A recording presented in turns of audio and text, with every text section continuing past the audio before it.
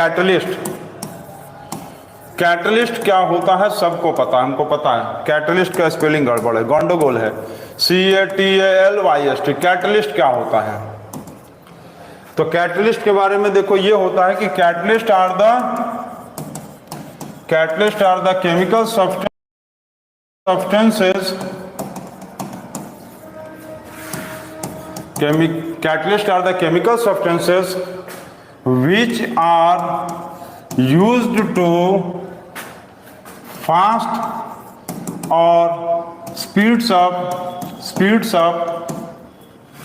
or slows down the rate of chemical reaction। Slows और क्या, slows और speeds up और slows down the rate of chemical reaction. Chemical reaction के speed को या तो फास्ट कर देगा या तो स्लो कर देगा। रेट का मतलब क्या होता है, कितना टाइम लग रहा है किसी केमिकल रिएक्शन को होने में, कितना टाइम लग रहा है किसी केमिकल रिएक्शन को होने में, उसको कहेंगे हम लोग रेट ऑफ केमिकल रिएक्शन। ठीक, अब देखो इससे रिलेटेड एग्जाम में जो क्वेश्चन पूछता है वो समझो। बहुत सारे बच्चे जो है वीडियो को हम लोग के क्लास के देख रहे हैं, बहुत सारे बच्चे नहीं देख रहे हैं, कुछ ज्वाइन कर रहे हैं, कुछ छोड़ दे रहे हैं, भाई आपकी मर्जी। इसमें बोर्ड से रिलेटेड जो टॉपिक्स आ रहा है हम उसमें क्वेश्चन भी बताते जा रहे हैं। बहुत सारे बच्चे ये सोच रहे होंगे कि स्टार्टिंग के टॉपिक को सर बता रहे हैं, ये तो हम लोगों को पता है। कोई बात नहीं, आप लोग कल क्लास में आएंगे तो आप लोगों को पता चलेगा कि क्या होगा फिर। तो कैटलिस्ट जो है ये केमिकल सब्सटेंसेस है जो केमिकल रिएक्शन के रेट मतलब केमिकल रिएक्शन होने के समय को फास्ट कर देता है और स्लो कर देता है। ठीक, चलिए अब इसमें एग्जाम में देखो क्या पूछता है। ये देखो, ये पूछता है एग्जाम में कि डज द कैटलिस्ट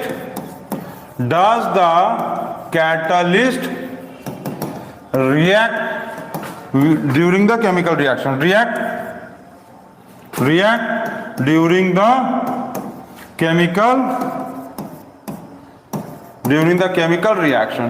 तो ये पूछता है कि क्या कैटलिस्ट केमिकल रिएक्शन में रिएक्ट करता है या नहीं करता है। तो इसका आंसर होगा नो। द कैटलिस्ट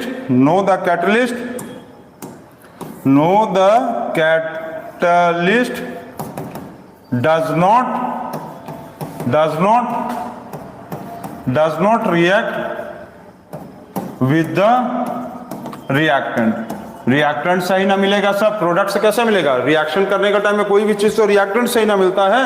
ठीक, no the catalyst does not react with the reactant during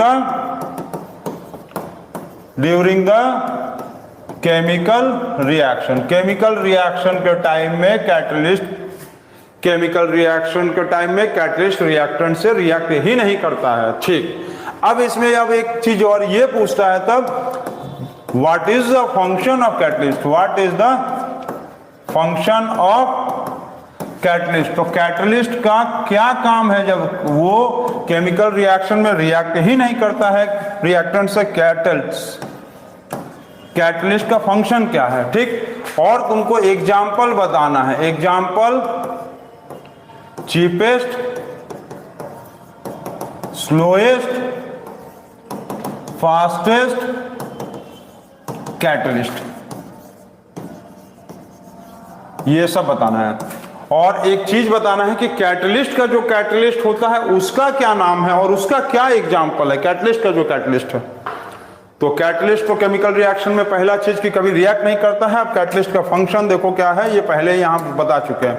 catalyst का फंक्शन होता है, catalyst are used to slow और speeds down the rate of the chemical reaction. ठीक है, कैटलिस्ट का फंक्शन क्या है, तो कैटलिस्ट का फंक्शन ये है, कैटलिस्ट का फंक्शन ये है, catalyst are used to fast और स्पीड्स अप और slows down the rate of chemical reaction. Rate का मतलब time taken for chemical reaction. Chemical reaction होने में कितना समय लग रहा है उसको या तो वो घटा देगा या तो उसको वो बढ़ा देगा, और वो केमिकल डिपेंड करता है कि रिएक्शन कैसा है। ठीक है, अब इसमें पूछा है कि चीपेस्ट, स्लोएस्ट, फास्टेस्ट कैटलिस्ट और कैटलिस्ट का जो कैटलिस्ट होता है उसको क्या बोलते हैं? तो इसको इरेज करें। चलो इरेज क्या करना है, आगे बढ़ते हैं। तो चीपेस्ट कैटलिस्ट, कल आप लोग क्लास में आएंगे तब आप लोगों से ये पूछा जाएगा, सब चीज पूछा जाएगा। चीपेस्ट कैटलिस्ट, तो जो बच्चे नहीं देख रहे हैं उनको बता दें आप, चीपेस्ट और स्लोएस्ट कैटलिस्ट और फास्टेस्ट कैटलिस्ट, फास्टेस्ट कैटलिस्ट। ठीक है, चलिए तो आप ये बताएंगे, ये कीड़ा मकोड़ा आ गया पढ़ने, लेकिन हम लोग बच्चे नहीं आ रहे हैं ना, बच्चे नहीं आ रहे हैं। तो चीपेस्ट कैटलिस्ट कौन है? चीपेस्ट कैटलिस्ट है MnO2, manganese dioxide.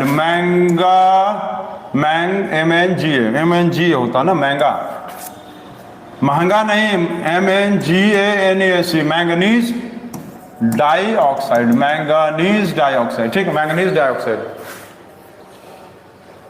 Slowest catalyst होता है H2O2, हाइड्रोजन पर ऑक्साइड, हाइड्रोजन पर ऑक्साइड। ठीक हो गया। अब फास्टेस्ट कैटलिस्ट के तौर पे यूज करते हैं V2O5 को, V2 में कपड़ा खरीदने नहीं जाना, V2O5 या MO। V2O5 होता है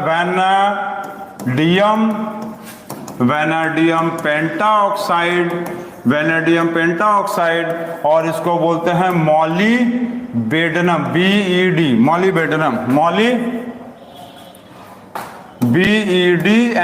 मॉलीबेडनम। अब इसके बारे में आप समझो, ये मॉलीबेडनम के बारे में आप लोग पहली बार नाम सुने होंगे तो जरूर से इसको आप समझो। फास्टेस्ट कैटलिस्ट में PT भी यूज होता है, आयरन भी यूज होता है, निकल भी यूज होता है। PT मतलब होता है प्लैटिनम, पंडित जवाहरलाल नेहरू नहीं है, प्लैटिनम मतलब PT। आयरन भी यूज होता है, निकल भी यूज होता है, वैनेडियम पेंटाऑक्साइड भी यूज होता है, मॉलीबेडनम भी यूज होता है। ये सब फास्टेस्ट कैटलिस्ट है। Fastest, slowest catalyst H2O2, cheapest catalyst MnO2। इसको हम लोग डीपोलराइजर भी बोलते हैं, डीपोलराइजर का स्पेलिंग में मिस्टेक है, सही कर लो। डीपोलराइजर, RISER, डीपोलराइजर। ठीक है, डीपोलराइजर भी बोलते हैं। डीपोलराइजर क्या होता है? तो डीपोलराइजर ऐसा चीज होता है जो क्या, जो बताओ क्या करता है? डीपोलराइजर के बारे में अभी हम बताते हैं। अभी तुम ये समझ गए, इतना नोट कर लो, नोट कर लिए? चलो नोट कर लिए, नोट कर लिए हो सब लोग?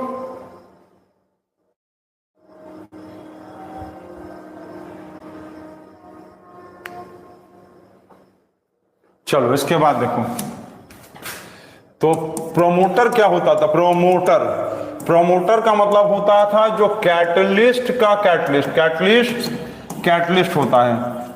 कभी कभी क्या होता है कि केमिकल रिएक्शन करते समय क्या होता है कि वो नहीं हो पा रहा है, या बहुत ही अनरिएक्टिव एलिमेंट है, कोई जो है वो बहुत ज्यादा अनरिएक्टिव एलिमेंट है या कंपाउंड है, कोई इतना ज्यादा अनरिएक्टिव एलिमेंट या कंपाउंड है, जैसे कि कुछ ऐसे बच्चे होते हैं क्लास में जो बहुत ही थेथर टाइप के होते हैं, उनको कितना भी कह लो कोई असर ही नहीं होता है, तो वो अनरिएक्टिव बच्चे हैं। उनको सुधारने के लिए वो भैंस दौड़ाने वाला डंडा लाना पड़ता है, गोजी, और उससे लेकर दौड़ाना पड़ता है।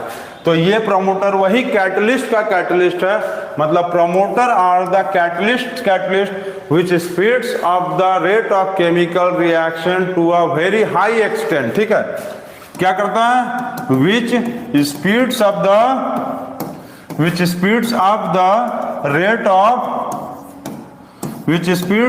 rate of chemical reaction to a high extent, मतलब जो केमिकल रिएक्शन को कई गुना ज्यादा कर देता है, वेरी फास्ट कर देता है। ठीक है, केमिकल रिएक्शन को फास्ट से भी फास्टर एंड फास्टेस्ट कर देता है, फास्ट से उसको कर देता है फास्टर, और उससे कर देता है वो फास्टेस्ट। मतलब जो रिएक्शन कई महीनों में होने वाला है, उस रिएक्शन को विद इन सेकंड्स में या 2, 4, 5, 10 मिनट में या 1 घंटे में कर देता है। उस तरह के चीज को बोलते हैं प्रोमोटर। और इस प्रोमोटर का एग्जांपल है एमओ, जिसको कहते हैं मॉलिबेडनम। अब बच्चे जो है वो ये चीजों को क्लास में नहीं देखे थे। मॉलिबेडनम, ठीक है, MO कहते हैं। इस प्रमोटर में दूसरा एक एग्जांपल हम लोग V2O5 भी लिख सकते थे। ये कैटलिस्ट भी है और प्रमोटर का भी काम करता है। V2O5 वैनेडियम पेंटाऑक्साइड, वैनाडियम पेंटाऑक्साइड, ठीक है, वैनेडियम पेंटाऑक्साइड। हो गया, नोट कर लिया, समझ गया ना? चलो ठीक। अब इसको हम लोग एक चीज जानते हैं, पोलराइजर, डीपोलराइजर क्या होता है? डीपोलराइजर, तो डीपोलराइजर जो है ये ऐसा केमिकल्स होता है, are the chemicals which are used to prevent the flow of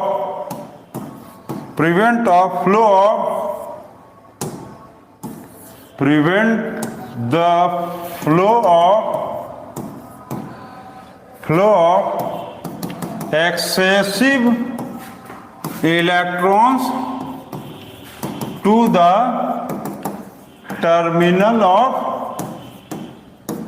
battery or cell।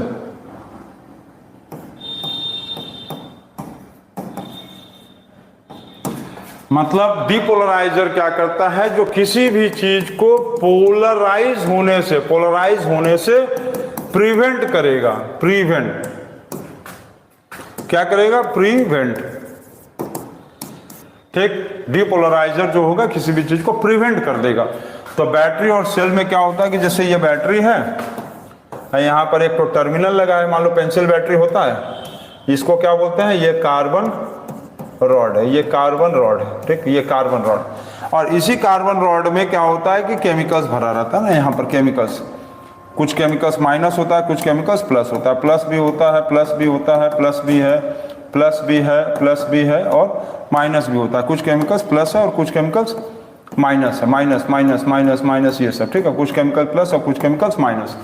अब ये क्या होता है कि ये एक टर्मिनल जो है, जिसका मान लो टर्मिनल ये प्लस है, ठीक, ये टर्मिनल मान लो प्लस, एक टर्मिनल जो है मान लो माइनस है, यहाँ माइनस।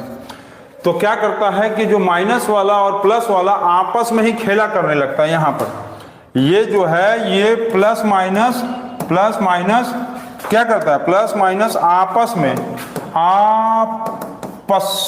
में क्या करता है? आपस में खेला कर लेता है, खेला करने लगता है, खेला, आपस में खेला।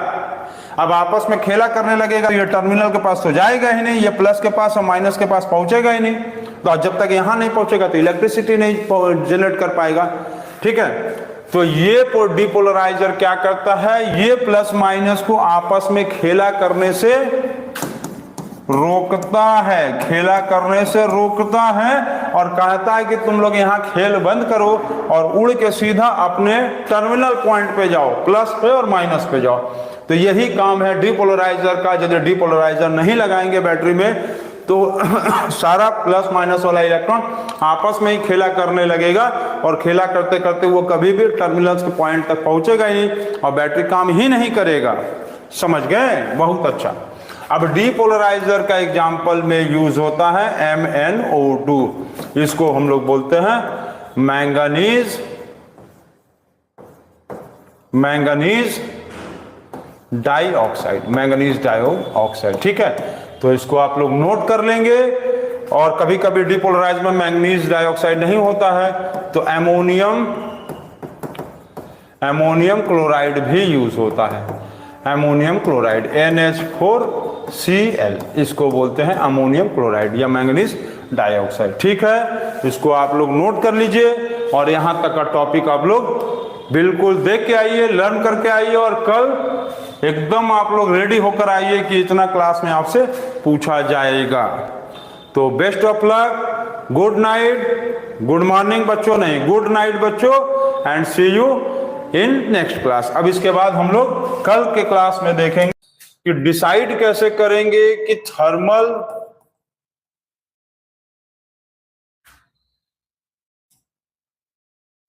एक मिनट सॉरी, ये थर्मल डिकम्पोजिशन सिर्फ डिकम्पोजिशन रिएक्शन का पार्ट था, ठीक है। डिकम्पोजिशन रिएक्शन का थर्ड पार्ट था इलेक्ट्रोलाइटिक, थर्मल है, इलेक्ट्रोलाइटिक डिकम्पोजिशन ना। थर्मल डिकम्पोजिशन तो अलग टाइप का था, पहला क्या था थर्मल, दूसरा था फोटोलाइटिक और इलेक्ट्रोलाइटिक डिकम्पोजिशन, ठीक है। तो इसमें जो सबसे इंपॉर्टेंट चीज पूछता है कि जो थर्मल डिकम्पोजिशन रिएक्शन है, thermal decomposition reaction, photolytic decomposition reaction और फोटोलाइटिक डिकम्पोजिशन रिएक्शन और electrolytic decomposition reaction, electrolytic decomposition reaction. तो डिसाइड कैसे करेंगे इलेक्ट्रोलाइटिक डिकम्पोजिशन रिएक्शन, ठीक। तो कैसे पता चलेगा कि कौन सा एलिमेंट थर्मल करेगा, कौन सा एलिमेंट जो है वो फोटोलाइटिक करेगा और कौन सा एलिमेंट इलेक्ट्रोलाइटिक डिकम्पोजिशन करेगा। तो इसमें सबसे इंपॉर्टेंट चीज देखो, थर्मल का मतलब क्या होगा, थर्मल डिकम्पोजिशन वही एलिमेंट शो करेगा जिसका मेल्टिंग पॉइंट और बॉइलिंग पॉइंट जो है दोनों बहुत क्या हो, हाई हो, ठीक। पहला इलेक्ट्रोलाइटिक डिकम्पोजिशन वही एलिमेंट शो करेगा जिसका डेंसिटी बहुत ज्यादा हाई हो, डेंसिटी क्या हो, हाई हो, डेंसिटी हाई, डेंसिटी हाई हो। एलिमेंट्स में बात कर रहे हैं हम, एलिमेंट मतलब कि जैसे कि एल्युमिनियम है, एल्युमिनियम ऑक्साइड है, एल्युमिनियम ऑक्साइड का यदि होगा तो क्या होगा, इलेक्ट्रोलाइटिक डिकम्पोजिशन शो करेगा, इलेक्ट्रोलाइटिक डिकम्पोजिशन। वाटर है तो वाटर भी इलेक्ट्रोलाइटिक डिकम्पोजिशन होता है, तो अब बोलेगा कि सर वाटर का तो डेंसिटी बहुत कम होता है, तब ये क्यों ऐसा शो करता है, तो बताते हैं उसको। अब फोटोलाइटिक डिकम्पोजिशन, फोटोलाइटिक डिकम्पोजिशन जो है ये ऐसा एलिमेंट शो करेगा जो लाइट के प्रेजेंस में अपना बिहेवियर चेंज कर देता हो, जैसे कि सिल्वर ब्रोमाइड। सिल्वर को जो है ना, देखो लाइट जब सिल्वर पे पड़ता है तो वो जो है शाइनिंग अपीयरेंस शो करने लगता है, बहुत ज्यादा शाइनिंग अपीयरेंस।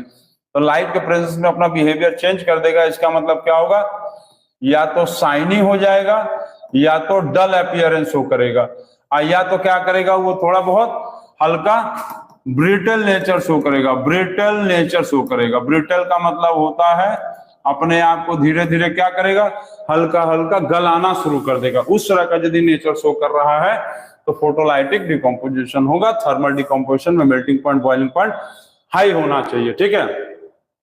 अब करने के लिए तो तुम यदि चाहोगे तो वाटर का तुम थर्मल डिकम्पोजिशन भी कर सकते हो, यहाँ पर हीट दे दिए, ये H2 + O2 हो गया, यहाँ भी हो सकता है। यहाँ पर तुम इलेक्ट्रिक करंट दे दो तब भी हो जाएगा H2 + O2। लेकिन क्या है कि परफेक्ट तरीका यही है कि थर्मल डिकम्पोजिशन उसी का करेंगे जिसका melting point boiling point high हो, फोटोलाइटिक डिकम्पोजिशन उसका करेंगे जो लाइट के कंडीशंस में लाइट पे जो अपना बिहेवियर चेंज कर सकता हो, मतलब शाइनिंग हो जाए या डल हो जाए या ब्रिटल नेचर का प्रॉपर्टी शो करे, और जो इलेक्ट्रोलाइटिक डिकम्पोजिशन शो करेगा जिसका डेंसिटी हाई होता है। अब यहाँ पर बात हो गया कि वाटर जो है, वाटर का तो डेंसिटी हाई नहीं है, तब भी ये क्यों इलेक्ट्रोलाइटिक डिकम्पोजिशन शो करता है, तो डेंसिटी हाई हो और इलेक्ट्रिक करंट को कंडक्ट करता हो। कंडक्ट मतलब इसके अंदर से बिजली पास करती हो, क्या करती हो, बिजली पास करती हो, ठीक है। अब जिसमें से बिजली पास ही नहीं करेगा तो उसमें हम लोग इलेक्ट्रोलाइटिक डिकम्पोजिशन नहीं करेंगे, ठीक है।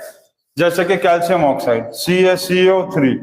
अब CaCO3 में तुम यदि इलेक्ट्रिक करंट पास करोगे ना तो कुछ नहीं होगा, ये खाली करके छोड़ देगा, क्योंकि कैल्शियम इलेक्ट्रिसिटी जो है वो मेटल भले ही है लेकिन इलेक्ट्रिसिटी एकदम ना के बराबर काम करता है। जैसे चूना है, चूना में तुम इलेक्ट्रिसिटी पास करो कोई असर ही नहीं आएगा, लेकिन इसी CaCO3 को तुम जब हीट कर दोगे, हीट करोगे तो देखोगे ये CaO और +CO2 में टूट गया।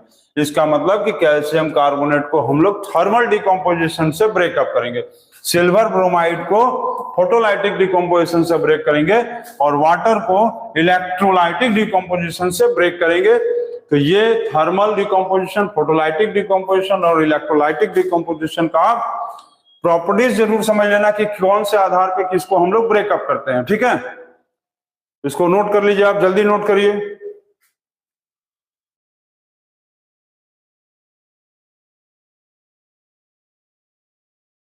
हो गया, नोट कर लिए? चलो बहुत अच्छा। उसके बाद हम लोग देखेंगे third type of reaction, redox reaction, जिसको लाल साड़ रिएक्शन नहीं कहेंगे। रेडॉक्स मतलब रिडक्शन और ऑक्सीडेशन। तो इसको समझने के लिए तुमको कई पॉइंट पहले समझना पड़ेगा कि रिडक्शन क्या है और ऑक्सीडेशन क्या है। तो इसको आपको समझना पड़ेगा। तो कैसे समझेंगे बताइए आप? रिडक्शन मतलब क्या होगा? रिडक्शन मतलब, चलो जल्दी बताओ, रिडक्शन मतलब क्या होगा? रिडक्शन मतलब इलेक्ट्रॉन गेन के लूज। रिडक्शन का मतलब होगा इलेक्ट्रॉन को गेन करना, इलेक्ट्रॉन को गेन करना। ठीक है, लिख दें, मतलब इलेक्ट्रॉन को गेन करना। ऑक्सीडेशन का मतलब क्या होगा? इलेक्ट्रॉन को लूज करना। ठीक, पहला पॉइंट। दूसरा पॉइंट बताओ तो। दूसरा, इलेक्ट्रॉन को कौन लूज करता है? मेटल्स। ठीक है। इलेक्ट्रॉन को कौन गेन करता है? Non metals. चलो ये भी ठीक था। तीसरा बताओ, इसमें क्या होता है? ऑक्सीडेशन में ऑक्सीजन प्लस होगा। ऑक्सीजन क्या होगा? ऑक्सीडेशन में जो होता है ऑक्सीजन प्लस होता है, मतलब ऑक्सीजन ऐड होगा, ऑक्सीजन ऐड होगा। ठीक है, ऑक्सीजन ऐड होता है। ठीक, इसमें जो होता है ऑक्सीजन क्या होता है? लूज होता है, LOOS, लूज। चौथा पॉइंट यदि देखेंगे तो इसमें हाइड्रोजन प्लस होगा। हाइड्रोजन क्या होगा? प्लस होगा। इसमें क्या होता है? हाइड्रोजन लूज करता है। ठीक है। पांचवा यदि देखेंगे तो जिसका रिडक्शन होगा उसको क्या कहेंगे? Oxidising agent. जिसका ऑक्सीडेशन होगा उसको क्या कहेंगे? Reducing agent. ठीक, उसके बाद ये यदि देखेंगे, इसमें जो सबसे इंपॉर्टेंट पॉइंट है ऑक्सीडेशन और रिडक्शन में, तो क्या है? फोटोसिंथेसिस में क्या होता है? फोटोसिंथेसिस में रिडक्शन होता है। अभी हम बताए होंगे, रिडक्शन ऑफ CO2 किसमें होता है? CO2 का रिडक्शन किसमें होता है? जल्दी बताओ तो। CO2 का रिडक्शन होता है कार्बोहाइड्रेट्स में, जिसको हम लोग बोलते हैं ग्लूकोज। और इसमें यदि देखेंगे तो इसमें क्या होता है? इसमें जल्दी बताओ, ऑक्सीडेशन किसका होता है? इसमें ऑक्सीडेशन ऑफ ग्लूकोज इन रिस्पाइरेशन। क्यों होता है? क्योंकि ऑक्सीडेशन ऑफ ग्लूकोज इसलिए कहते हैं क्योंकि ग्लूकोज का फॉर्मूला होता है C6H12O6, और जब हम रिस्पायर करते हैं तो ये कहीं ना कहीं शुगर में कन्वर्ट होकर बना लेता है C12H22O11। ऑक्सीजन बढ़ गया, ऐड हो गया, ऑक्सीजन ऐड हो गया, ऑक्सीजन क्या हो गया? ऐड हो गया, ऑक्सीजन ऐड हो गया इसमें ऑक्सीजन, इसलिए ऐसा हुआ। ठीक है, तो ये पॉइंट अब बहुत इंपॉर्टेंट है, 6 वाला एकदम याद रखेंगे। Photosynthesis reduction of CO2 into carbohydrates and oxidation में ग्लूकोज इन रिस्पिरेशन, मतलब ग्लूकोज कन्वर्ट हो जाता है शुगर में। ठीक है, इसको बहुत इंपॉर्टेंट पॉइंट है, आप नोट कर लीजिए। अब उसके बाद देखिए,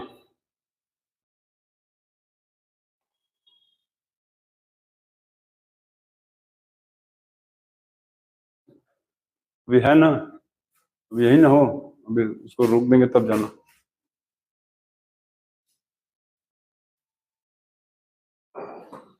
नोट कर लिए हैं?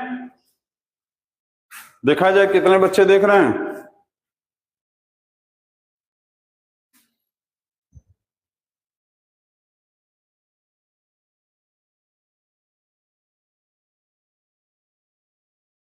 बहुत सारे बच्चे जुड़े हुए ना। चलो, नैतिक भी देख रहा है, नैतिक जायसवाल, वेरी गुड। चलो, नैतिक जायसवाल कम्स फ्रॉम ऑस्ट्रेलिया ना। देख रहे हो? चलो देखते रहो देखते रहो। ये हो गया। अब इसके बाद हम लोग देखेंगे रिडक्शन और ये रेडॉक्स रिएक्शन। समझ गया? रेड मतलब रिडक्शन, ऑक्स मतलब ऑक्सीडेशन। रिडक्शन और ऑक्सीडेशन हम लोग अब थोड़ा एग्जांपल देखते हैं। जैसे कि तुमको मान लो कह दिया कि Fe2O3 plus Al is equal to Al2O3 plus Fe कहा। इसमें कहा है कि name the oxidation oxidised substance, oxidised substance और रिड्यूस्ड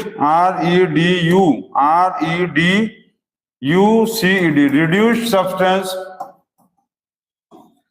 ऑक्सीडाइजिंग एजेंट और रिड्यूसिंग एजेंट कौन कौन सा है बताइए। तो ऑक्सीडाइज्ड सब्सटेंस का मतलब क्या होता है? ऑक्सीडेशन। और रिड्यूस्ड सब्सटेंस का मतलब क्या होगा? रिडक्शन। और अभी हम बताए हैं कि जिसका ऑक्सीडेशन होगा वो होगा रिड्यूसिंग एजेंट और जो रिडक्शन होगा वो होगा ऑक्सीडाइजिंग एजेंट। ठीक है? तो बहुत आसान, इसको देखो ऐसे समझो।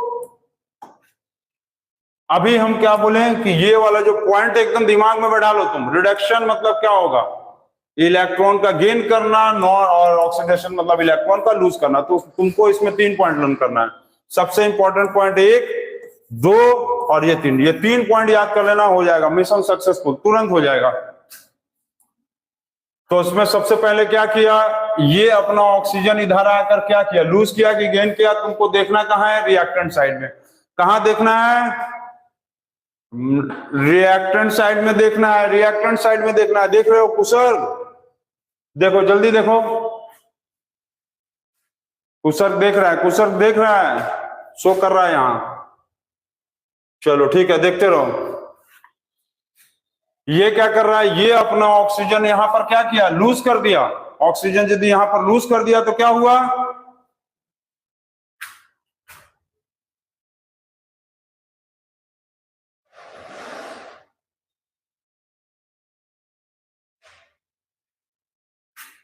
ये अपना ऑक्सीजन यहां जाकर क्या किया? लूज किया ना।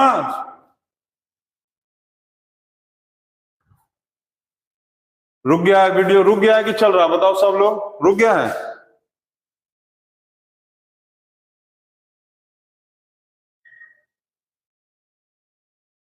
चल रहा है? चल रहा है ना?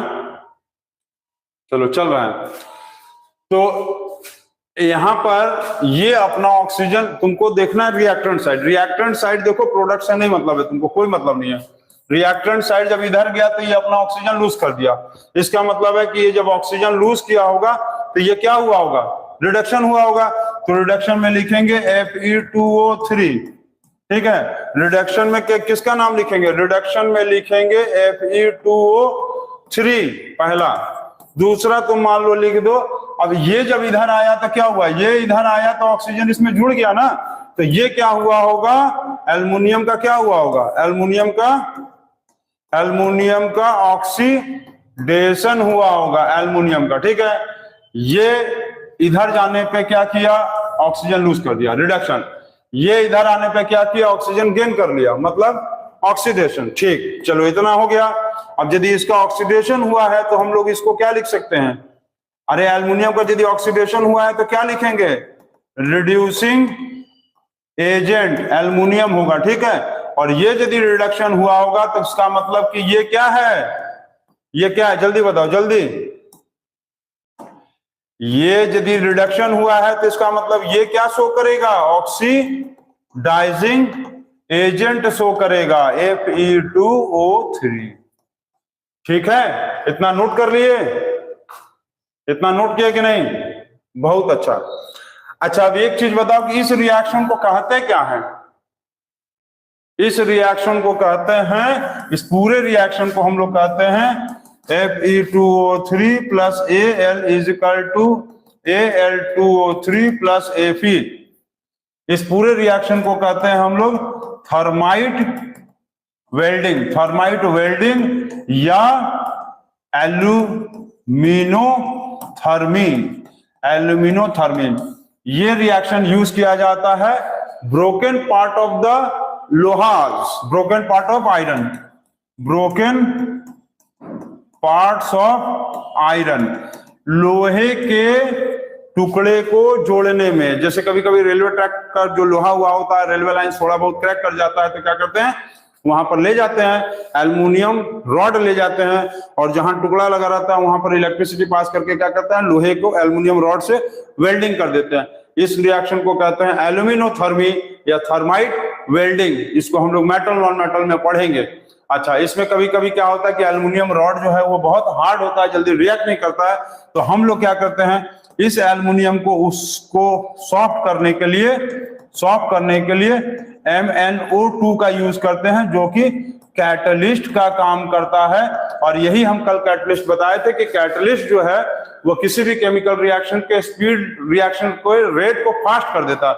मतलब जो रिएक्शन जल्दी नहीं हो रहा था, मैंगनीज डाइऑक्साइड MnO2 को रिएक्ट करवाने से क्या होता है कि ये थर्माइट रिएक्शन जल्दी जल्दी होने लगता है। तो केमिकल नेम है इसका एल्यूमिनोथर्मी जो है, केमिकल नेम पूछेगा तो एल्यूमिनोथर्मी, और प्रोसेस पूछेगा, दोनों चीज पूछता है, प्रोसेस पूछेगा थर्माइट वेल्डिंग, और केमिकल नेम पूछेगा तो एल्यूमिनोथर्मी है। ठीक है, यहां पर मैंगनीज डाइऑक्साइड कैटलिस्ट का काम करता है। ठीक है, और ये पूरा रिएक्शन एल्यूमिनोथर्मी था। हो गया, इसको नोट कर लीजिएगा। और अब हम लोग करोजन से देखते हैं। तो देखो करोजन क्या है, ईटिंग अवे। करोजन का मतलब क्या है, eating away of the upper layer of any substances, eating away of upper layer of any substances like, कोई एलिमेंट हो सकता है, मेटल भी हो और एलिमेंट हो सकता है, ठीक है, स्किन भी हो सकता है, एक तरह से वुड भी हो सकता है, कोई भी चीज हो सकता है इसमें। करोजन ये याद रखना कि खाली नहीं कि खाली एलिमेंट के लिए होता है ना, ये ध्यान देंगे। तो eating away of the upper layer of any substances like element, skin और would or other things in the presence of air, water, moisture और other elements भी होता है कभी कभी। ठीक है, तो हम लोग इसको कहते हैं करोजन। करोजन का मतलब है कि जैसे कोई भी चीज हम लोग जब कभी खरीद के ले आते हैं तो वो काफी नया दिखता है, और उसी के बाद जब मोबाइल देखोगे, मोबाइल ही खरीद के लाते हैं तो शाइनिंग रहता है, उसके बाद धीरे धीरे उसका अपर लेयर खराब हो गया, मतलब उसका टेम्पर ग्लास भी लॉस कर देता है अपना शाइनिंग सरफेस। वो भी एक तरह से करोजन है। लकड़ी जब पॉलिश होता है, लकड़ी का जब खिड़की दरवाजा बनता है एकदम चमकता रहता है शीशे की तरह, बाद में वो एकदम खुरदरा हो जाता है। तो ये सब करोजन है। स्किन देखोगे, हम लोग जब बहुत जवान रहता है तो एकदम हम लोग का स्किन जो है सॉफ्ट चिकना, उसके बाद जो होता है फिकना हो जाता है, एकदम रूखा सूखा हो जाता है, वैसलीन लगाना पड़ता है। तो ये है करोजन। मतलब corrosion is eating away of the upper layer of any substances like elements, skin, wood और other things in the presence of air, water, moisture और अदर एलिमेंट्स। ठीक है, इसको हम लोग कहेंगे करोजन। अब जो है करोजन का बहुत सारा एग्जांपल्स होता है, करोजन का एग्जांपल्स। तो करोजन का जो मेनली एग्जांपल्स तुम लोग के बुक में दिया हुआ है, पहले दिया हुआ है corrosion of iron, corrosion of iron. तो एक चीज ध्यान दो, करोजन ऑफ आयरन, तो एक चीज ध्यान देना कि करोजन ऑफ आयरन को करोजन नहीं कहते हैं, इसको क्या कहते हैं, रस्टिंग। इसके लिए एक अलग प्रोसेस ही है। तो करोजन ऑफ आयरन को हम लोग कभी भी करोजन नहीं कहेंगे, क्या कहेंगे, रस्टिंग कहेंगे, रस्टिंग। ठीक है, corrosion of iron is called as rusting. दूसरा होता है, दूसरा मान लो दिया है करोजन ऑफ कॉपर। तीसरा क्या दिया है, करोजन ऑफ सिल्वर। तो ये सब एलिमेंट्स का करोजन के बारे में डिस्कशन करना है। ठीक है, तुम लोग का पिक्चर्स क्लियर सही आ रहा है कि नहीं, पहले बताओ। दूसरा मोबाइल लगाया गया कैमरा आज, सब लोग कमेंट में देखें, कमेंट में बताओ कि सब लोग क्लियर है। कोई एक लोग हमको बताओ कि पिक्चर क्वालिटी सही आ रहा है कि नहीं।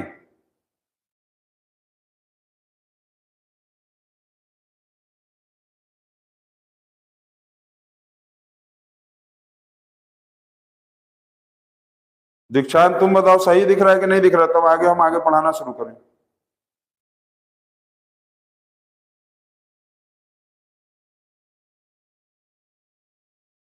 चलो ठीक है, क्लियर है ना। चलो ठीक, कुशल लिख रहा है कि सर करोजन फिर से बताइए। चलो ठीक है कुशल। देखो करोजन का मतलब है कि जैसे तुम किसी भी चीज को खुले हवा में रख दिए तो क्या होगा कि हवा, पानी, धूप, एयर, एयर का मतलब क्या होगा, सनलाइट। एयर का मतलब मेनली सनलाइट, और जो बाकी की गैसेस मिक्सचर है वो गैसेस मिक्सचर भी तो होता है। एयर का मतलब सनलाइट और प्लस उसके साथ मिक्सचर गैसेस जो हम लोगों के अगल बगल, मिक्सचर ऑफ गैसेस जो हम लोगों के अगल बगल में होता है, जैसे नाइट्रोजन है, हाइड्रोजन है, ऑक्सीजन है, क्लोरीन है, फ्लोरीन है, कार्बन डाइऑक्साइड है, ये सारा गैसेस होता है। वाटर होता है, और उसके बाद मॉइस्चर, मॉइस्चर का मतलब क्या होता है, हवा और वाटर दोनों मिलाकर, जिसको भाप कहते हैं, वेपर। जैसे हम लोग भी तो सांस छोड़ते हैं तो क्या वाटर वेपर ही ना निकलता, मॉइस्चर। तो वो सारे चीजों के प्रेजेंस में क्या होता है कि किसी भी चीज का अपर लेयर जो होगा वो धीरे धीरे धीरे धीरे खुरदरा हो जाएगा। तुम जैसे एग्जांपल में देख लो कि ये काला वाला बॉटल जिसमें तुम लोग पानी पीते हो आते हो कोचिंग में, क्लासेस में, तो ये जब खरीदे थे तो एकदम ये चमक रहा होगा, एकदम शाइनिंग। आप देखो धीरे धीरे क्या हुआ कि यूज में जब आया, तुम लोगों का हाथ पड़ा, एयर वाटर एयर कांटेक्ट में आता गया, तो देखो इसका अपना शाइनिंग अपीयरेंस खत्म हो गया। इसका मतलब इसके ऊपर जो क्या हुआ, करोजन हुआ। तो करोजन देखो तुम यदि बुक में भी देखोगे तो ये बुक है, जब इसको कवर किए थे तो एकदम साफ सुथरा था, अब देखो कैसा हो गया। तो करोजन का मतलब कोई भी ऐसा चीज जिससे कोई भी अपर layer of surface of any substances is lost in the presence of हवा, पानी, धूप। ठीक, इसके प्रेजेंस में यदि कोई चीज लॉस्ट हो जाएगा, क्या लॉस्ट होगा, अपर सरफेस लॉस्ट हो जाएगा, मतलब ऊपरी परत जो होगा धीरे धीरे खत्म हो जाएगा। आदमी बूढ़ा होता है तो उसका स्किन रूखा सूखा हो जाता है क्योंकि उसका ऊपरी परत कमजोर पड़ जाता है, उसी को कहते हैं करोजन। तो करोजन देखो यार स्किन में भी होता है, वुड में भी होता है, किसी भी सब्सटेंस में होता है, एलिमेंट में भी होता है। तो हम लोगों को जो करोजन इसमें पढ़ना था, करोजन ऑफ आयरन पढ़ना था, करोजन ऑफ कॉपर पढ़ना है, करोजन ऑफ सिल्वर पढ़ना है। करोजन ऑफ आयरन को हम लोग करोजन नहीं कहते हैं, उसको कहते हैं रस्टिंग, क्योंकि ये एक अलग प्रोसेस है बाकी करोजन से। ठीक है, बाकी करोजन से रस्टिंग ऑफ आयरन जो है एक अलग प्रोसेस है। तो अब उसको हम लोग देखते हैं, जिसको नोट कर ले। चलो अपलोड हो जाएगा वीडियो तो नोट करते रहना, ठीक है। तो अब हम लोग देखेंगे रस्टिंग ऑफ आयरन। ठीक है, रस्टिंग ऑफ आयरन। तो हम अभी क्या बताएं कि जब लोहे में जंग लगेगा तो हम लोग उसको करोजन नहीं कहेंगे, हम लोग उसको कहेंगे रस्टिंग। क्या कहेंगे, रस्टिंग कहेंगे। ठीक है, अब रस्टिंग का देखो क्या होता है, Fe प्लस इक्वेशन, रस्टिंग का इक्वेशन क्या होता है, Fe plus O2 equal to Fe plus O2। अच्छा, इसमें वाटर भी तो है, रस्टिंग में तो वाटर भी होता है। H2O इज इक्वल टू क्या बनेगा, H2O, Fe plus O2 plus H2O is equal to क्या बनता है, Fe2O3, Fe2O3 point X H2O। अब यहां पर देखेंगे कि जो आयरन है वो किस क्या कौन सा कलर का होता है, मतलब आयरन जो होता है वो किस कलर का होता है, आयरन होता है सिल्वर ग्रे कलर का, सिल्वर ग्रे कलर का होता है। ठीक है, ऑक्सीजन वाटर के प्रेजेंस में आता है तो ये क्या बन जाता है, आयरन ऑक्साइड बनता है। और ये आयरन ऑक्साइड किस कलर का होता है, रेडिश ब्राउन होता है। किस कलर में बनता होता है, रेडिश ब्राउन कलर। ध्यान रखेंगे, सबसे इंपॉर्टेंट चीज कलर ध्यान रखेंगे, कभी कभी कंपाउंड से रिलेटेड क्वेश्चन पूछ लेता है। ठीक है, तो आयरन सिल्वर ग्रे होता है और रेडिश ब्राउन होता है ये आयरन ऑक्साइड, इसको करते हैं। अब देखो होता क्या है, सबसे पहले तो केमिकल इक्वेशन को तुम बैलेंस करो इसको, तो इसको बैलेंस करेंगे तो क्या आएगा, क्या आएगा जल्दी बताओ, ये आएगा 4, ये आएगा 3 और ये आएगा 2। क्या आएगा, यहां होगा 4, यहां होगा 3 और यहां होगा, यहां पर होगा 2। अच्छा, यहां पर जो वाटर मॉलिक्यूल्स है उसमें X लगाएंगे। ठीक है, तो ये इक्वेशन होता है, मतलब केमिकल रिएक्शन है किसका है, रस्टिंग ऑफ आयरन का, जिसमें Fe plus O2 is equal plus XH2O is equal to 2Fe2O3 plus XH2O। Balance कर दिए हम, ये आ गया आयरन 4, आयरन हो गया 2^4, ऑक्सीजन हो गया 3^6, ऑक्सीजन यहाँ हो गया 3^6, XH2O और XH2O। अब इसमें जो इंपॉर्टेंट चीज है ध्यान दो, आयरन सिल्वर ग्रे कलर का होता है और ये रेडिश ब्राउन कलर का होता है। इसको अब इसका देखो, इस पूरे चीज का केमिकल नेम यदि पूछेगा ना, पूरे चीज का, रस्ट का, रस्ट जो है ना ये क्या नाम है, कॉमन नेम है। रस्ट क्या है, रस्ट जो है ये है कॉमन नेम। रस्ट जो है वो लोहे के जंग का कॉमन नेम है, ठीक। इसका केमिकल जो नेम होता है, इसका केमिकल नेम है आयरन ऑक्साइड। तो XH2 है, वाटर है, तो इसको क्या कहेंगे, हाइड्रेटेड, हाइड्रेटेड आयरन ऑक्साइड, ठीक। हाइड्रेटेड आयरन ऑक्साइड, ठीक है, हाइड्रेटेड आयरन ऑक्साइड है ये, ठीक। कॉमन नेम क्या है, रस्ट। अब इसमें जैसे कुछ लोग ये सोच रहे होंगे कि सर XH2 क्यों लगाए हैं, तो ये डिपेंड करता है कि आयरन का साइज क्या है। जैसे इतना छोटा आयरन है, इतना बड़ा आयरन है, और पूरा घर इतना बड़ा आयरन है, तो लोहे का जो साइज होगा उसी के हिसाब से यहाँ पर ये X डिसाइड होता है, ठीक है। तो X means the number of water molecules. X means the number of water molecules depends upon the size, depends upon the size of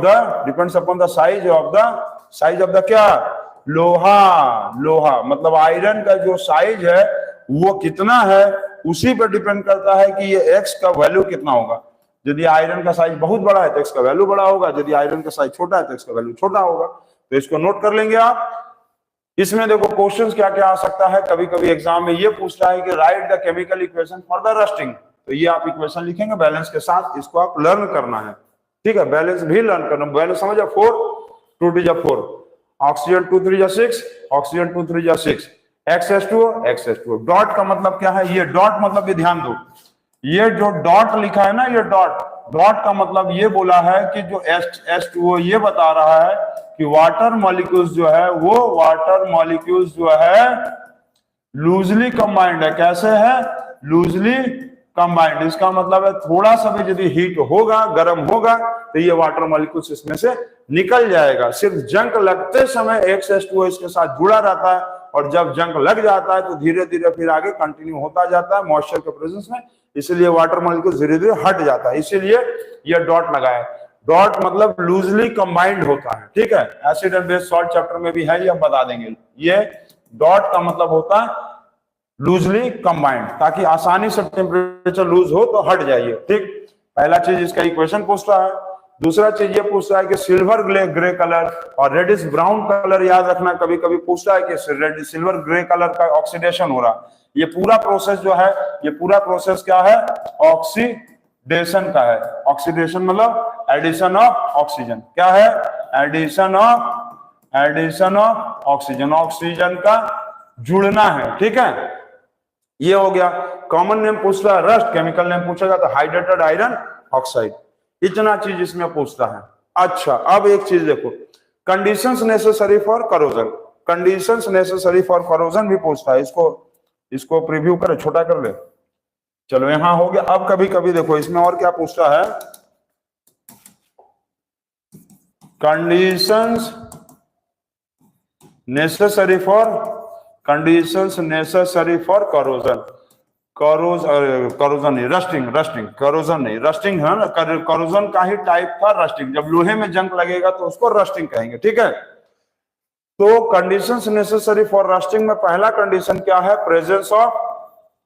presence of iron, लोहे का होना जिसमें जंग लगेगा। अरे जिसके घर में चोरी होगा तो चोरी होने वाला घर भी तो जरूरी है, उसी तरह से आयरन का होना जरूरी है। प्रेजेंस ऑफ आयरन हो गया। दूसरा क्या होता है, प्रेजेंस ऑफ वाटर और मॉइस्चर कह लो, प्रेजेंस ऑफ वाटर कह लो या मॉइस्चर कह लो। बस मॉइस्चर और वाटर में क्या फर्क है, मॉइस्चर का मतलब एक तरह से हो गया एयर प्लस वाटर दोनों चीज, ठीक है। तीसरा चीज देखेंगे तो ये होगा presence of water, presence of water तो हो गया, प्रेजेंस ऑफ एयर और मॉइस्चर, एयर और जिसको मॉइस्चर कहेंगे। इसमें कोई डाउट मत रखना, तुम ऐसे लिखो सारे, presence of air, presence of water और प्रेजेंस ऑफ आयरन लिख लेना। और यदि प्रेजेंस ऑफ मॉइस्चर लिखोगे तो तुमको एयर और वाटर अलग अलग नहीं लिखना है, तुमको क्या करना है, प्रेजेंस ऑफ आयरन लिख दो और प्रेजेंस ऑफ मॉइस्चर लिख दो, ब्रैकेट में लिख देना एयर प्लस वाटर, ठीक है। तो ये सारे चीजों का होना तुम्हारे पास बहुत जरूरी है रस्टिंग होने के लिए। लोहे का होना जरूरी है, वाटर और ये ऑक्सीजन और वाटर का, जिसको हम लोग मॉइस्चर कहते हैं। तो ये तीन चीज रहेगा तभी जाकर रस्टिंग होगा, ठीक है। तो इसको नोट कर लेंगे। और अच्छा, ये भी क्वेश्चन एक बार एग्जाम में आया था बोर्ड में कि what kind of reaction is rusting. Rusting जो है वो किस टाइप का रिएक्शन है, तो रस्टिंग जो है वो ऑक्सीडेशन रिएक्शन है, और रस्टिंग जो है वो कॉम्बिनेशन रिएक्शन है। रस्टिंग कैसा रिएक्शन है, oxidation and combination, oxidation and combination. Oxidation क्यों है, क्योंकि ऑक्सीजन को जोड़ रहा है, और कॉम्बिनेशन क्यों है, क्योंकि ये कंपाउंड्स, ढेर सारे कंपाउंड्स, मतलब आयरन, ऑक्सीजन और वाटर को जोड़कर ये एक नया कंपाउंड बनाया ना, iron oxide, hydrated iron oxide. Hydrated iron oxide क्यों बोलेंगे, इसको लिखा है ना हाइड्रेटेड आयरन ऑक्साइड। तो हाइड्रेटेड आयरन ऑक्साइड इसको इसलिए बोलते हैं क्योंकि हाइड्रेटेड मतलब इसके साथ वाटर मॉलिक्यूल्स जुड़ा हुआ है। तो ये कॉम्बिनेशन और ऑक्सीडेशन दोनों रिएक्शन है। तो ये हो गया आपका। चलो उसके बाद देखें, अब हो गया, ठीक है।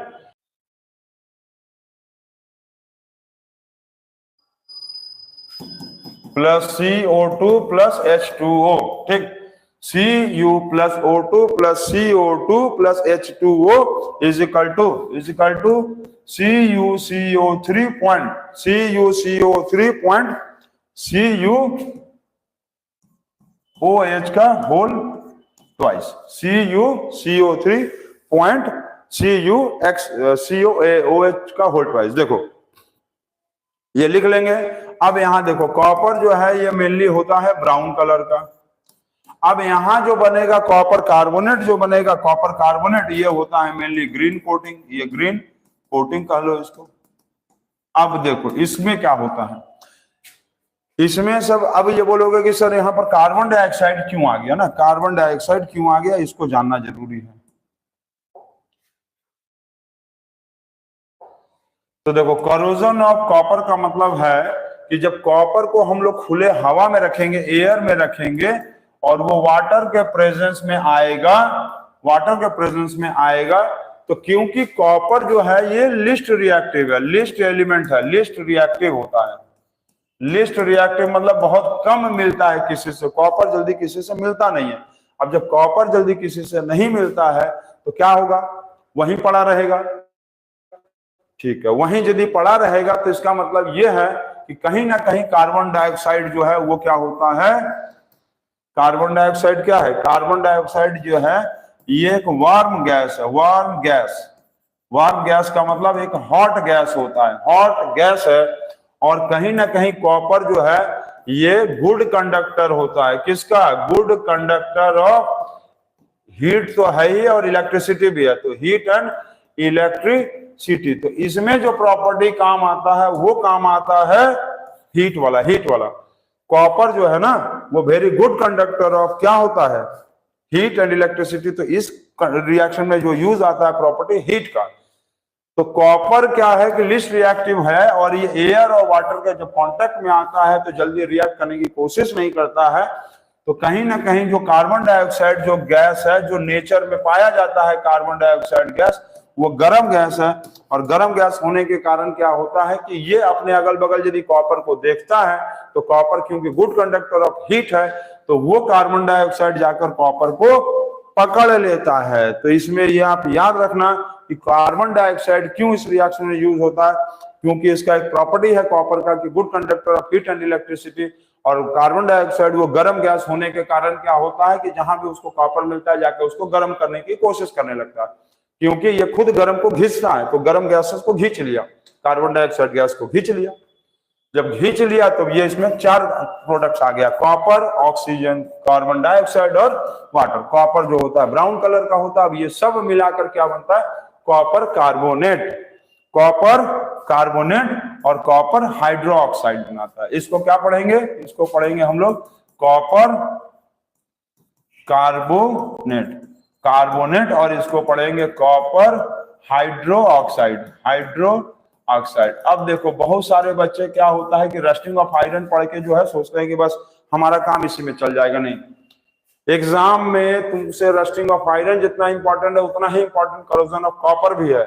और तुमसे एग्जाम में यदि ये पूछ लिया कि कार्बन डाइऑक्साइड का क्या जरूरत है इस रिएक्शन में, क्योंकि रस्टिंग होने के लिए या करोजन होने के लिए तो ऑक्सीजन या वाटर से ही काम चल जा रहा था, तो तुमको ये रीजन लिखना है कि copper is least reactive element and copper is a good conductor of heat and electricity, and the property of conducting heat is used in this reaction, and carbon dioxide is a warm gas, and so it is attracted towards the copper because of the good conductivity of heat, and so it forms a copper carbonate and copper hydroxide।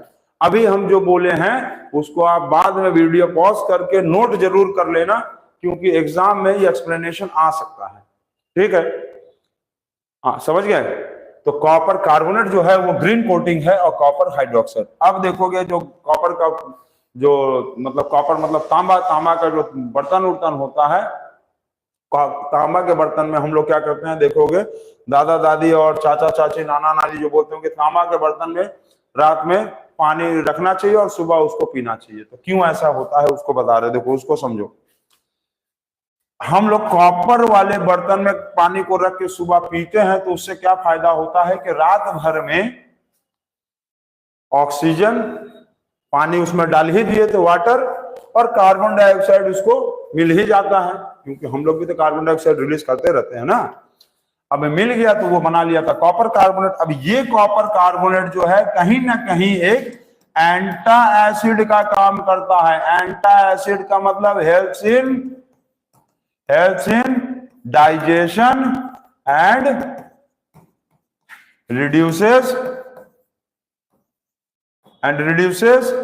acidity। पढ़े होगे तो तांबा के बर्तन में इसलिए मिलाया जाता है क्योंकि कॉपर कार्बोनेट, जो कार्बोनेट है ना रेडिकल, जो कार्बोनेट रेडिकल है ये वाला, ये कार्बोनेट रेडिकल जो है, ये कार्बोनेट रेडिकल एंटा एसिड है और ये डाइजेशन में हेल्प करता है, जो कि हम लोग के शरीर से एसिडिटी को कम करता है।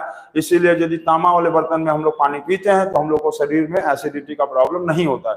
रात भर रखने से क्या होता है कि उसमें कार्बन डाइऑक्साइड आकर मिल जाता है, ऑक्सीजन मिल जाता है और वाटर तो रख ही दे रहे हैं ताकि ये बन जाए और वो फिर हम लोगों को डाइजेशन में मदद करे, क्योंकि कॉपर तो नहीं, कार्बोनेट वाला रेडिकल एंटा एसिड होता है।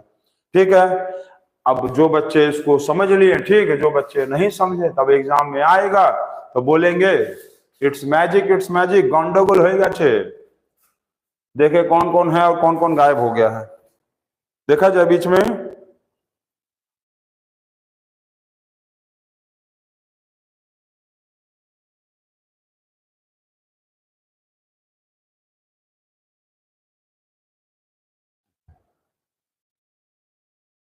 ये क्वेश्चन आप बहुत इंपॉर्टेंट है, अभी हम जो बताएं इसको आप ध्यान देना। हम जो बोले हैं ये भी आता है कि why the water is stored in the मतलब copper vessels and used for drinking. तो ये अभी जो बताएं वो रीजन है इसका, समझ गए आप। कॉपर का कलर बता दिए, इसका भी कलर का बता दिए, तो इसको आप नोट कर लेंगे। ठीक है, ये कॉरिजन ऑफ कॉपर था। उसके आगे देखो, देखो हर टॉपिक में एक क्वेश्चन है, उसमें बताएं इसमें भी है। चलो इसके बाद नोट कर लेना। अब इसके बाद एक टॉपिक होता है और रेनिसिडिटी। रेनिसिडिटी, तो रेनिसिडिटी क्या है, कोई नहीं जाएगा कहीं, ये ध्यान देते रहना। देखो ये एकदम लास्ट टॉपिक है, इतना देर से पढ़ रहे थे, बस खाली और 20 मिनट बैठे रहो, 20-25 मिनट पूरा चैप्टर खत्म। एक लोग गायब हो गया, वो नाश्ता पानी कर गया, ठंडा का मौसम है, प्रेशर हाई है और वो लग रहा समोसा वमोसा खा लिया था क्या, अच्छा गुलगप्पा खाया था इसीलिए। चलो ठीक है, कोई बात नहीं। रेनिसिडिटी, रेनिसिडिटी क्या होता है, तो रेनिसिडिटी का मतलब क्या होता है कि ऑक्सीडेशन मतलब एडिशन ऑफ ऑक्सीजन। ठीक है, तो ऑक्सीडेशन मतलब addition of oxygen with the food stuffs, मतलब जो खाना हम लोग खाते हैं वो उसको क्या कहेंगे, फूड स्टफ। ठीक है, food stuffs, oxidation adding of the oxygen मतलब with the food stuffs to give the foul taste, foul smell and bad taste मतलब क्या है कि जो खाना हम लोग खा रहे थे वो फूड जो है वो ऑक्सीजन से रिएक्ट कर जाता है, एयर से रिएक्ट कर जाता है, मॉइस्चर से रिएक्ट कर जाता है। तो इसमें मेनली एयर नहीं ऑक्सीजन ही होता है। याद रखेंगे रेनिसिडिटी में एयर कम होता है, मेनली ऑक्सीजन होता है, मेनली ऑक्सीजन होता है। और ये जो होता है ये क्या बना लेता है, फाउल फूड बना लेता है। मतलब ऐसा खाना जो बदबूदार हो और जो सड़ा हुआ हो, एकदम बदबू दे रहा हो, वो वाला खाना जो है उसको प्रोसेस को कहेंगे रेनिसिडिटी। मतलब rancidity is a slow oxidation process. ठीक है, स्लो ऑक्सीडेशन प्रोसेस होता है। स्लो ऑक्सीडेशन का मतलब ये नहीं कि ब्रेड लाके रखें और 2 घंटा में खराब हो गया, ऐसा नहीं, 2-4-5 दिन लगेगा। तो स्लो ऑक्सीडेशन प्रोसेस होता है जिसमें एडिंग ऑफ ऑक्सीजन होता है with the food stuffs to give the foul smell and bad taste. Food का ऑक्सीजन से रिएक्ट होना मतलब एयर मॉइस्चर से मिला देना, तो ये क्या बन जाता है, फाउल फूड बन जाता है, फाउल फूड बन जाता है। ठीक है,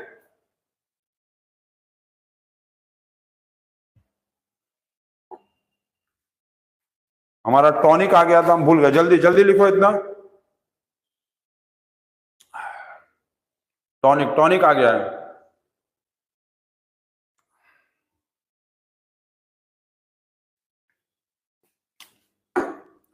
ठीक, तो ये क्या बन गया, फाउल फूड बन गया। फाउल फूड मतलब ऐसा खाना जिसका टेस्ट बदबू हो, एकदम बदबूदार टेस्ट, और बहुत बदबूदार महक भी रहा हो, सड़ा खाना। तो ये प्रोसेस को कहेंगे रेनिसिडिटी। ठीक है, अब मतलब देखो जंग जो है चारों तरफ लगता है, लोहे में जंग लगा रेनिसिडिटी, तो क्या कहेंगे, रस्टिंग। कॉपर में लगा, सिल्वर में लगा, तो ये सब में क्या कह रहे थे हम लोग, करोजन। लकड़ी में लगा करोजन, कपड़ा में लगा करोजन, स्किन में लगा करोजन, खाने में लग गया तो रेनिसिडिटी, रेनिसिडिटी हो गया। ठीक, तो रेनिसिडिटी is a slow oxidation process in which the adding of oxygen with the food stuff to give out the foul bad smell taste। Food plus oxygen moisture के साथ, मेनली इसमें ऑक्सीजन होता है और ये खाने को खराब कर देता है, फाउल फूड बना देता है। ठीक है, तो रेनिसिडिटी में इतना ही है। अब इसमें रेनिसिडिटी में एक टॉपिक ये था कि प्रिवेंशन फ्रॉम रेनिसिडिटी, प्रिवेंशन फ्रॉम रेनिसिडिटी। इसमें देखते रहेंगे एक नया चीज आ जाएगा, रेनिसिडिटी। रेनिसिडिटी स्पेलिंग क्या है भैया रेनिसिडिटी का, तो रेनिसिडिटी, चलो CIDDDDTY स्पेलिंग मिला लेंगे, स्पेलिंग मिला लेंगे आप लोग रेनिसिडिटी का, जो भी होगा रेनिसिडिटी का, रेनिसिडिटी सही से लिखें, BTY। चलो रेनिसिडिटी स्पेलिंग सही गलत होगा तो लिख लेना। प्रिवेंशन ऑफ रेनिसिडिटी में सबसे पहले क्या करते हैं, air tight container, air tight container में रखेंगे, किसी भी चीज को एयर टाइट कंटेनर में रखेंगे। रेनिसिडिटी में सिर्फ तुमको 2 चीज ध्यान देना है कि आप किसी भी हालत में ऑक्सीजन के जल्दी कांटेक्ट में मत आने दीजिए खाने को, और दूसरा चीज ये ध्यान देना कि कभी भी खाने को हाई टेम्परेचर पे मत रखो, क्योंकि हाई टेम्परेचर पे बैक्टीरिया जो है एक्टिव होता है। Bacteria, mould, virus high temperature पे ही एक्टिव होता है।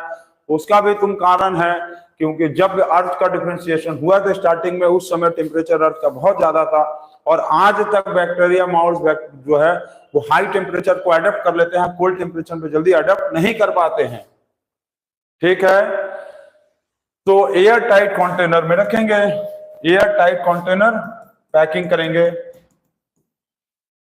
दूसरा क्या लिखेंगे, रेफ्रिजरेशन, रेफ्रिजरेशन,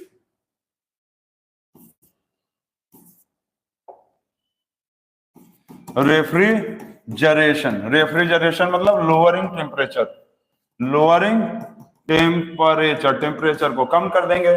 तीसरा क्या करेंगे, यूज पैकिंग विथ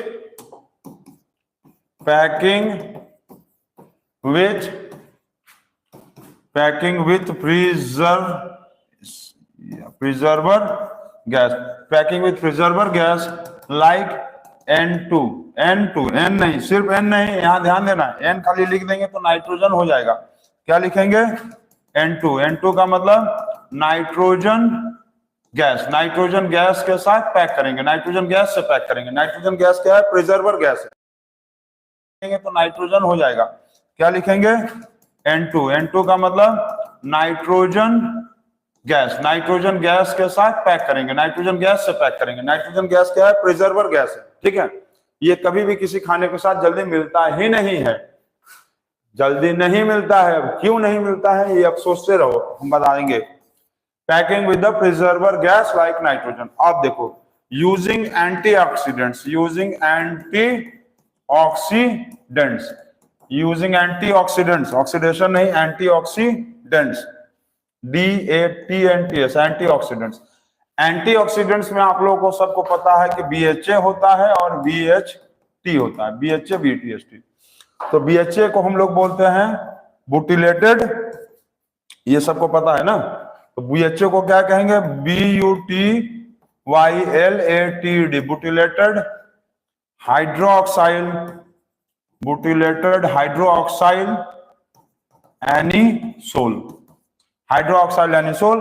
और इसका होता है बुटिलेटेड हाइड्रोक्साइल टॉलिन, TOULENE, देखो टॉलिन। तो बुटिलेटेड हाइड्रोक्साइल और बुटिलेटेड हाइड्रोक्साइल एनिसोल और बुटिलेटेड हाइड्रोक्साइल टॉलिन। ठीक, अब ये बताओ कि इन दोनों का यूज कहां पर है? खाने को बचाने में, रेनी एसिडिटी से बचाने में। ठीक है, ये देखो स्पेशली कहां यूज होता है, ये स्पेशली यूज होता है लिपस्टिक्स में, लिपस्टिक्स, लिपस्टिक्स, लिपस्टिक्स में यूज होता है और मॉइस्चर्स में यूज होता है, मॉइस्चराइजर, मॉइस्चराइजर। ठीक है, मॉइस्चराइजर, ठंडा आ रहा है वहां पर यूज होता है। तो मॉइस्चराइजर में और लिपस्टिक्स में BHA और BHT को डाला जाता है, BHA और BHT को, ताकि यदि लिपस्टिक हम लोग होठ में लगा रहे हैं, ऐसे करेंगे, तो यदि ऐसे करेंगे तो होठ से हम लोगों के शरीर के अंदर जा सकता है, लॉट्स ऑफ प्रॉब्लम, डिफिकल्टीज, परेशानियां और मुश्किलात बढ़ा सकता है। इसीलिए लिपस्टिक को हम लोग में, लिपस्टिक में BHA और BHT को भी मिलाया जाता है। और मॉइस्चराइजर में यही प्रॉब्लम है। मॉइस्चराइजर हम लोग शरीर में लगा लिया, पता चला कि हम लोग को शरीर को भी नुकसान कर दिया, हम लोग का शरीर को जल्दी से, और पता चला रेनिसिडिटी करने लगा हम लोग का शरीर रूखा होने।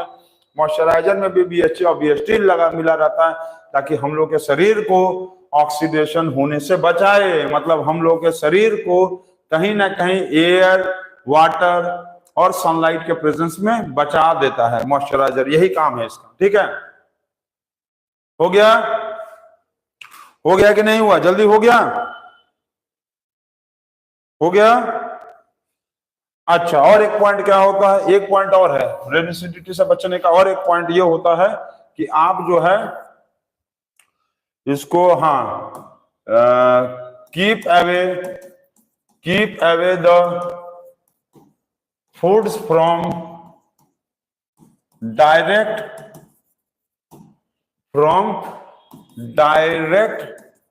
Sunlight contact.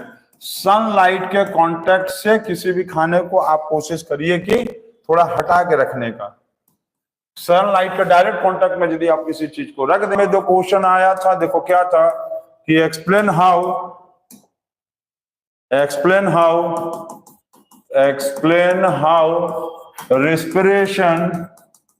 respiration is opposite to photosynthesis. Respiration is opposite to photosynthesis. तो इसमें तुमको सिंपल एक्सप्लेन करना है। देखो हम आंसर लिख नहीं रहे, हम समझा दे रहे हैं, आप लोग नोट कर लेना। इसमें तुमको क्या लिखना है कि respiration is a process in which glucose is broken down to give out carbon dioxide and heat। Carbon dioxide and heat, क्योंकि कार्बन डाइऑक्साइड खुद ही गर्म गैस है, कल बताए थे, हीट निकालता है। Whereas photosynthesis is a reaction in which heat is absorbed in the form of sunlight to form glucose। तो इतना लिखेंगे और उसके बाद लिख देना रिएक्शन, रिस्पिरेशन का रिएक्शन लिख देना। रिस्पिरेशन का क्या रिएक्शन होता है बताओ, तो रिस्पिरेशन का क्या रिएक्शन लिखेंगे? तो रिस्पिरेशन का रिएक्शन होता है, पहले स्टेटमेंट हम जो बताए हैं वो लिखेंगे और रिस्पिरेशन का रिएक्शन लिख देना और फोटोसिंथेसिस का रिएक्शन लिख देना। तो रिस्पिरेशन का क्या रिएक्शन था? रिस्पिरेशन में C6H12O6 plus O2 is equal to, यहां पर क्या करेंगे इसको, plus O2 is equal to CO2 plus H2O और प्लस हीट, प्लस क्या करेंगे हीट। हीट को कैसे डिनोट करते हैं? ट्राइंगल से। तो आया ना, राइट साइड में, और इसमें क्या लिखेंगे CO2 plus H2O plus plus sunlight, ठीक है, सनलाइट भी होता है और क्लोरोफिल भी होता है, क्लोरोफिल भी होता है, और ये मिलाकर क्या बनता है C6H12O6 plus plus plus plus O2, O2 को बाहर निकाल देता है ये, ठीक है। तो ये जो होगा ये क्या कर रहा है, हीट ले रहा है, हीट एब्जॉर्ब कर रहा है, ये हीट क्या कर रहा है, एब्जॉर्ब कर रहा है, समझ गए, समझ गए ना। तो ये आप इस तरह से रिस्पिरेशन का रिएक्शन लिख देना और फोटोसिंथेसिस का रिएक्शन लिख देना, ठीक है। इस रिएक्शन को चाहो तो तुम ऐसे भी लिख सकते हो C6H12, चलो ऐसे ही लिखना, ऐसे और इस तरह से कुछ, इसको ऐसे भी लिखा जा सकता है इधर और इधर करके, मतलब कैसे कि C6H12O6 plus O2 plus O2 plus O2, ठीक, और यहां पर क्या आएगा CO2 प्लस H2O और प्लस प्लस प्लस क्या होगा, यहां पर देखो यहां पर क्या हो रहा है, ये हीट बाहर निकाल रहा है ना, तो प्लस हीट यहां हो गया, और जब इसको जोड़ेगा तो फिर यही बाहर आएगा, यही ना, अरे इसी को जोड़ेंगे तो फिर ना यही आएगा, देखो इसको जोड़ें मतलब इसको मिलाएंगे तो ये बनेगा, और फिर इसको मिलाएंगे तो ये बनेगा, तो इधर से जब तोड़ रहे थे इधर से मिला रहे थे तो क्या बन रहा था, रिस्पिरेशन बन रहा था, और उधर से जब मिलाएंगे इधर से तो ये क्या बनेगा, फोटोसिंथेसिस, फोटोसिंथेसिस रिएक्शन, और यहाँ इसको बोलते हैं हम लोग सनलाइट के प्रेजेंस में होता है, ठीक है। तो इस तरह से एक्सप्लेन कर सकते हैं respiration and photosynthesis are opposite to each other, और ये बहुत इंपॉर्टेंट क्वेश्चन है, एग्जाम में आया हुआ क्वेश्चन है, तो आप इसको इग्नोर मत करना बिल्कुल। आज स्टार्टिंग में जो स्टेटमेंट हम बोले हैं उसको लिख के ये लिख दोगे, बस फुल मार्क्स मिल जाएगा आपको, फुल मार्क्स मिल जाएगा। इतना नोट कर लिए, नोट कर लिए, इतना नोट किया है, चलो ठीक है, इतना नोट कर लिया, कमेंट कर रहे हैं सब, चलो हो गया। अच्छा अब इसके बाद देखो